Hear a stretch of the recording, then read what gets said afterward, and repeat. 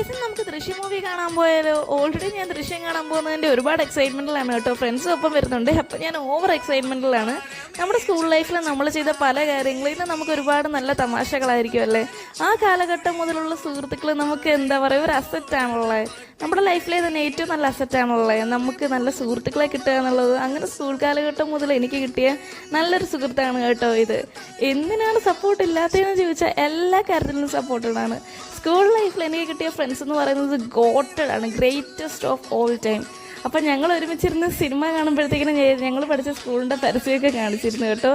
എന്താല്ലേ പഠിച്ച സ്കൂളിൻ്റെ അറേഞ്ച് ചെയ്തേ ദൃശ്യമാണ് ഞങ്ങൾ പോയി കണ്ടത്.